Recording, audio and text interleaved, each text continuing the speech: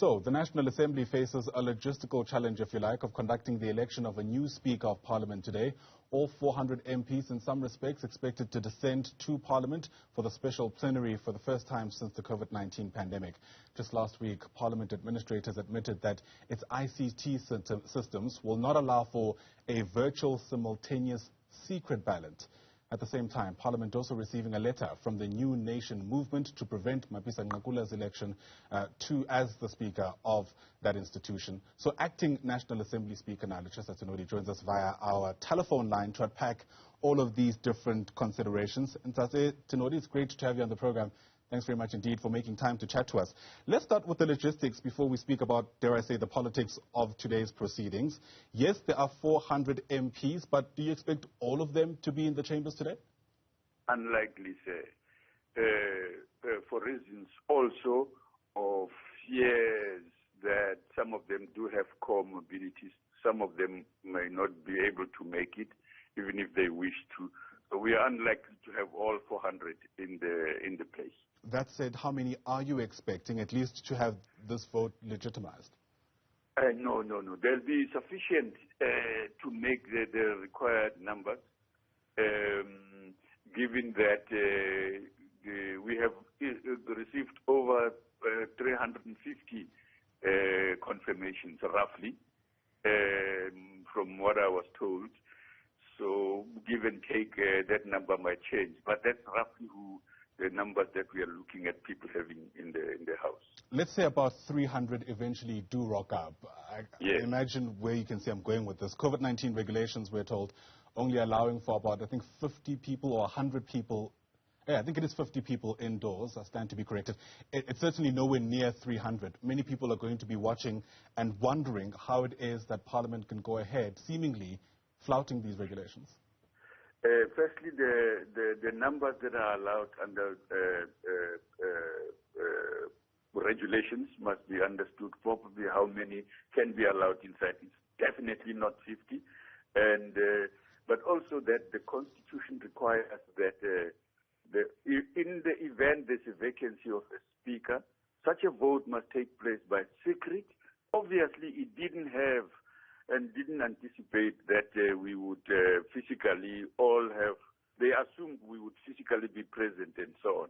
But given the requirements, our assessment is that no, we can fulfill the requirements of our presence in the House, spreading ourselves so that we are able to meet those requirements, as well as maintain social distance and stay inside the venue for the shortest possible time.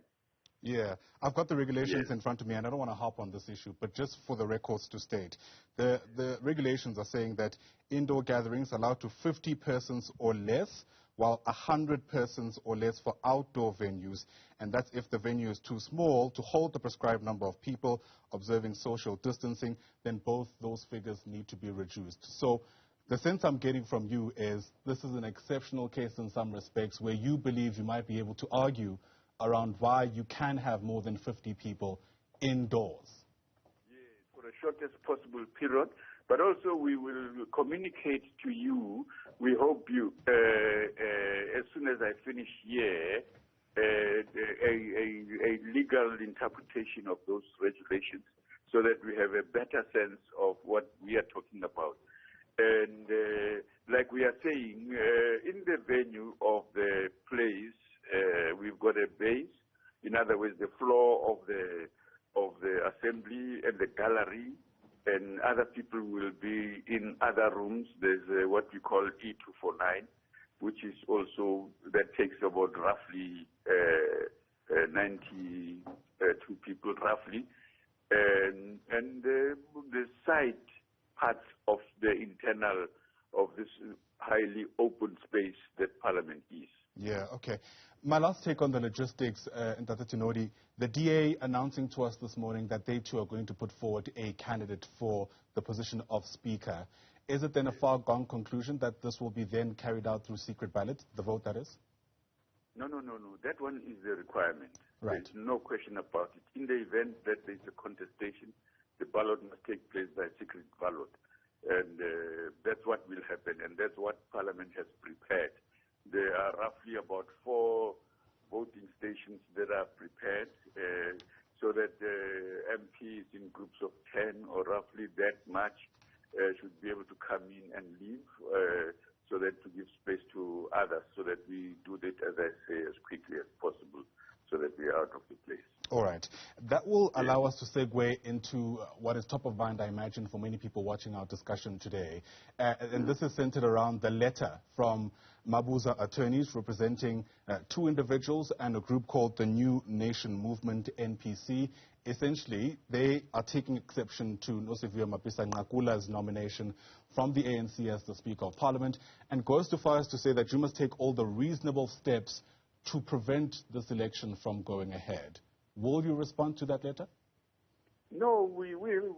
I suspect they would have received our answer. No, we gently advise them that they actually, in fact, do not have any authority to tell Parliament what to do, even if they are lawyers. Parliament has a responsibility to act within the Constitution. We have notified the Office of the Chief Justice about a vacancy and that we would like to see the election of the Speaker taking place because it's the Chief Justice or his nominee who must conduct and decide over the business of Parliament when we do that. And in this instance, he has replied, he has nominated Judge President of the Western Cape, and we are proceeding with the work of doing that work. There are rules that he has advised us they will continue to use as originally put together by the Chief Justice Mogoeng. There's no need, they say, from changing those rules. So we will proceed on the basis of that understanding. Procedurally, yes. Perhaps they can't necessarily interfere with the process, but they raise several issues which perhaps are worth ventilating in this public platform. One of the things that they are saying is that they've learned that the ANC chair, Gwede Mantashe, has essentially given an instruction, if you like, to the ANC caucus to go ahead with this particular nomination. If that were to be true and could be proven, would you say that it does leave a lot to be desired when we consider the separation of powers and the fact that parliamentarians should be allowed to do their work with the sole interests of the public in mind and not necessarily the interests of whatever instruction they receive from the party they represent? Well, one of the problems of conflating, often legitimately, but sometimes wrongly so, is that Gwede Mantashe is a member of the ANC. When he comes to speak to our caucus, that's presumably a confidential affair. And what he says is being misrepresented that he instructed caucus. He didn't instruct caucus, if I may tell you that. I was in that caucus. And that political parties nominate their candidates. And the manner they do so, they act inside their political party. No head office of any political party would stand, so to speak, and watch as their members in Parliament make decisions. They discuss these things, all of them. 14 of the political parties in the House communicated with their head offices, agreed who the candidate should be. That this one happened in the manner in which it is being suggested does not detract from the fact that the vote, according to the Constitution, must happen confidentially. Right. Whether I'm going to vote yes or no is my responsibility as a member of Parliament to exercise my right inside that booth. So nobody can predict how that is going to happen, simply and only from what my chairperson has said in the public here and so on. Of course, the likelihood that I will support him is there, but it does not constitute a constitutional basis for postponing what Parliament must do. Or do you think it does? No, I think many people might agree with you to a certain extent. Another issue that is being raised in this letter and has been raised in several other discussions is centered around the personhood of Nosiviwe Mapisa-Nqakula. In fact, what they're saying is that she faces a long history of allegations of corruption. News 24 just minutes ago also releasing a story around how apparently she's being investigated for 5 million rand for receiving gifts such as wigs and blowing around 7 million rand on aircraft charters. If we consider the image of Parliament and the role that the Speaker plays in that institution, do you reckon it is in the interests of its integrity to have someone with this kind of cloud hanging over her head take up this crucial position? There's no question that we want a person of integrity as the leader of the institution. And so each party has to take responsibility for that. But also, we must also remember that, it would help us that, for example, as Parliament, we do carry a certain responsibility to ensure that people come there, fulfill the requirements from a variety of reasons and so on. And one of them is that if there are allegations, for example, this must be proved, that they must not be treated as fact, that they are allegations. If the possibility exists that she might actually be proved innocent, that is so. The UDM, for example, says we are going to raise this question about this 5 million money in the Joint Standing Committee on Parliament. That seems to me like an appropriate thing to do. The choices that the ANC itself does, the ANC will speak on itself about the reasons it chose the person, perhaps with allegations like those behind it. Right. But it would be impolitic of me as a presiding officer to comment on whether that's appropriate or not.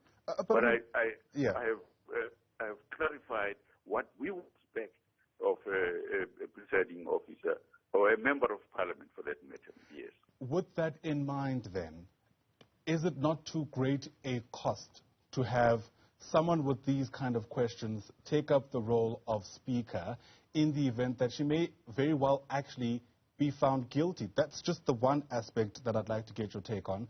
The other, insofar as optics are concerned, how do you imagine a parliamentary body investigating its own Speaker while the Speaker takes up that position? When we think about power and authority within the institution, many people might say that that dynamic leaves a lot to be desired.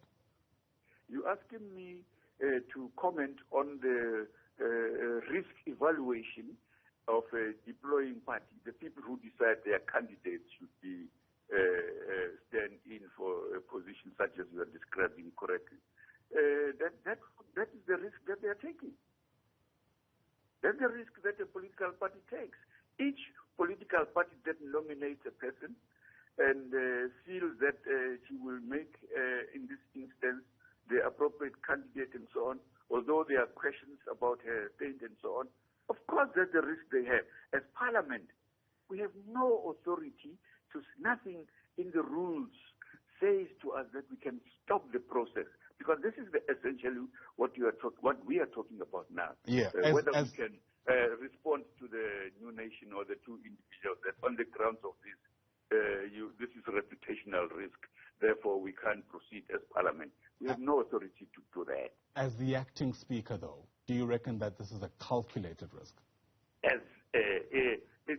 It's a risk, I'm saying, under any circumstances, anyone can be found to have done something so bad that it impacts negatively on the image of Parliament. And on the other hand, it can turn out to have been politicking.